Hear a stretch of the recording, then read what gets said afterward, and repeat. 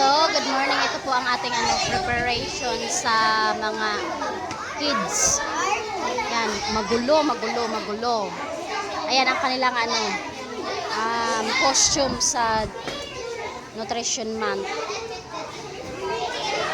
Yan, kanya-kanyang Ay, wow! Kiwi. Ano yan? Strawberry ba yun? Yan. Kanya-kanyang costume, kanya-kanyang kulitan. Pati mga nanay, preparation pa lang to ha. Kasi tomorrow pa ang final.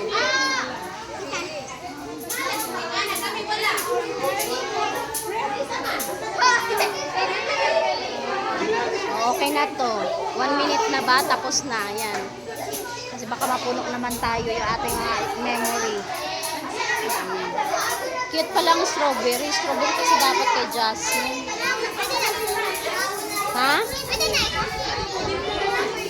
Hindi, basa pa.